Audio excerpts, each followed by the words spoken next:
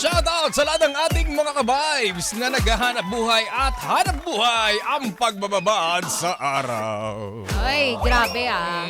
Isipin mo yung ating mga taho vendor, Yeah. umaga, tanghali, Oo. hapon. Oo. Hindi napapanis ang taho. Ang Correct, galing. oy. At saka, ang lakas talaga. Mm-mm. Grabe yung literal na pasan mo ang daigdig. Oo. Pasan mo ang taho. Grabe, no? Paano kaya nila nagagawa yun sa buong maghapon? Sisimulan ng umaga, matatapos sa hapon, na bit-bit yung mabigat na paninda. Pati na rin isama na natin bukod sa mga nagbebenta ng taho, ng putot kuntsinta, yung mga nagbebenta ng lako na papag. Oh, yung mga matres. Yung matres. Magugulat Di kayo, ba? di ba? Madalas ho, kabayo lang ang gumagawa niyan. Yung may Oo. mga laman na walis Correct. tingting, walis Correct. tampo, Mm-mm. basket. Oo. Dito tao literal nagbubuhat ng matres. Oo, di ba? Kutsyon. Kutsyon.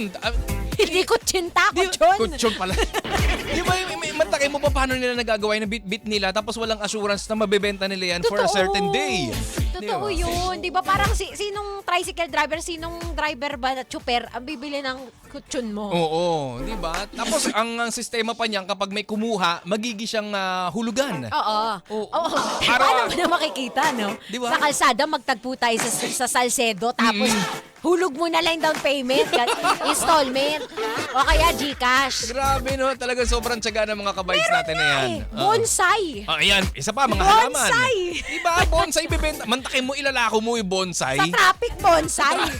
Di ba? Uy, pero may kilala akong ganyan. May kaibigan ako. Siguro kasi may pera-pera naman tong kaibigan ko. Nung nakita yung bonsai, tanong mo nga magkano. Magkano? Magkano ho? Magkano? 2,000 binenta. Oh. 2,000 sa isang stoplight, naka 2,000. Binili yung bonsai. Sa bagay, no?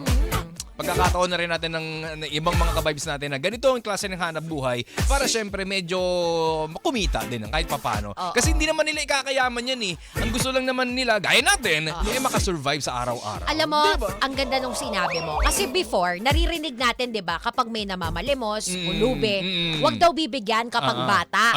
Pag lang daw matanda, kasi daw sinasanay natin yung bata. Paano nga Paano? kung wala talagang oportunidad? Oh, yeah. Hindi ibig sabihin na nakita mong nanghihingi.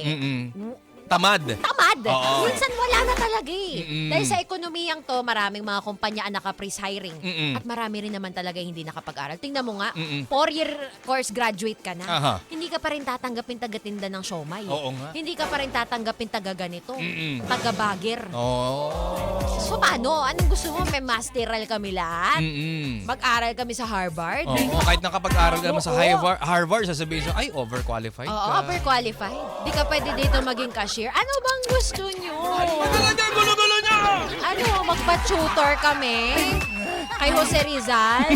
How? What is the key to get hired? How?